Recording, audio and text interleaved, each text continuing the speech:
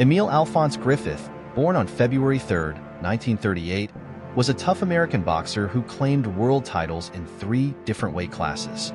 His journey to the top was marked by struggles and determination, culminating in victories that stamped his name in boxing history. One of Griffith's most memorable bouts took place in 1962 against Benny Paret, a fight that would define his career. In a decisive moment under the bright lights, Griffith secured a knockout victory over Paret. Sadly, Paret never regained consciousness and passed away in the hospital days later, casting a shadow over Griffith's triumph.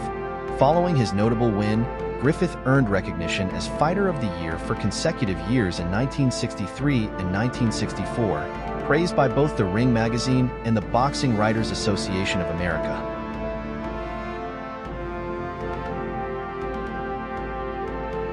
His achievements continued to be celebrated, earning him a spot on Ring magazine's esteemed list of the greatest fighters in 2002. Emile Alphonse Griffith's legacy strived, solidified by his induction into the International Boxing Hall of Fame in 1990, marking him as one of the sport's true legends. Today, he holds a respected place at 127 in BoxRec's rankings of boxing's pound-for-pound greats, proof of his enduring impact on the world of boxing. In 1971, Emile Griffith married Mercedes "Sadie" Donistorg just 2 months after they first met, a fellow Virgin Islander who danced with the group Prince Rupert and the Slave Girls. Emile warmly embraced Sadie's daughter as his own, but their marriage was short-lived.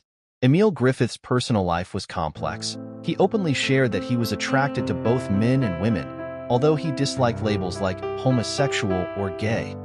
He cherished both genders equally but preferred not to categorize his feelings.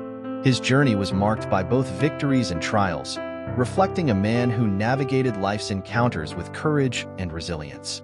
Emile Griffith's journey into boxing began unexpectedly on a very hot day in a hat factory where he worked as a teenager. Persuading his boss to let him work shirtless to beat the heat, Griffith's muscular physique caught the eye of the factory owner, himself a former amateur boxer. Impressed by Griffith's build, the owner wasted no time in introducing him to Gil Clancy's gym, where the young Griffith would soon embark on his path to greatness. In 1958, Griffith's skills blossomed as he clinched victory in the New York Golden Gloves 147 pounds Open Championship. His decisive win over Osvaldo Marcano of the Police Athletic League's Lynch Center marked a pivotal moment in his growing career.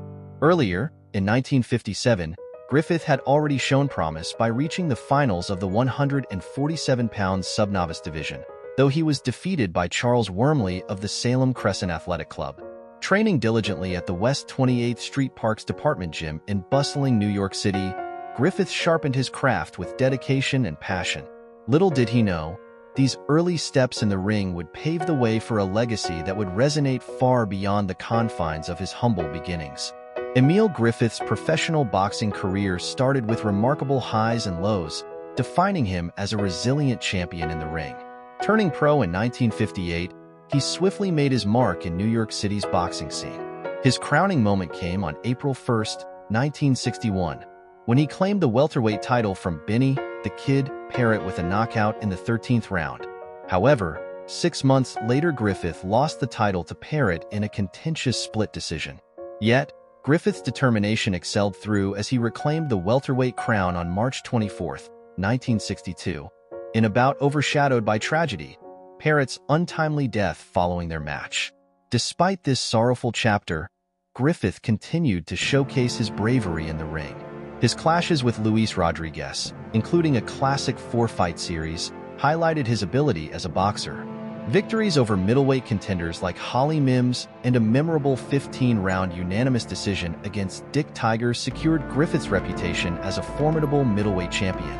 However, the emotional toll of Paret's death weighed heavily on Griffith, influencing his approach in subsequent fights. Known for his technical finesse rather than knockout power, Griffith admitted to easing off his opponents, haunted by the fear of causing harm. Despite his tactical skill, critics felt Griffith fought past his prime in his later years, managing 9 wins out of his final 23 bouts.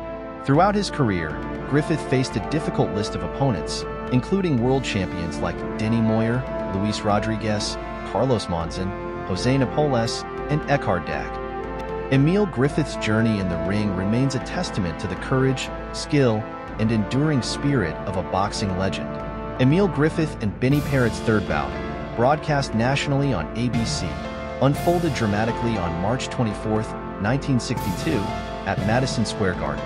Tensions flared when Paret directed a derogatory insult at Griffith during the weigh-in, igniting a heated confrontation.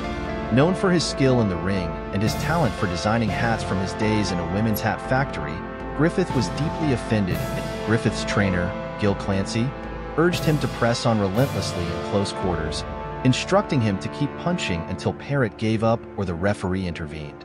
After the match, Griffith, newly crowned welterweight champion, expressed pride in his victory but concern for Paret's well-being. However, his mood turned bad as news spread of Paret's critical condition.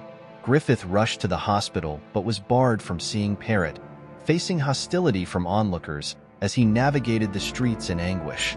Despite his efforts and genuine sorrow, Griffith faced accusations and hate mail from Paret's supporters, who believed Griffith had malicious intent.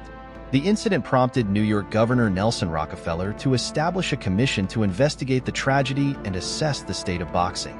Griffith, haunted by guilt and plagued by nightmares of Paret for decades, struggled with the aftermath of that fateful night. This touching story in boxing history, scrutinized for its impact on the sport, was later immortalized in the documentary Ring of Fire. His retirement in 1977 marked the end of an illustrious career, leaving behind a legacy of 85 wins, 24 losses, and 2 draws. After retiring from boxing, Griffith found a new path working as a corrections officer at a youth detention facility in Secaucus, New Jersey. However, his life took a traumatic turn in 1992 when he was brutally attacked on New York City Street after leaving a bar near the Port Authority bus terminal. The assault left him hospitalized for 4 long months, and the motive behind the violence remained uncertain, casting a shadow over the incident. Emile Griffith, who had lived in Weehawken, New Jersey for many years, passed away on July 23, 2013, at a care facility in Hempstead, New York.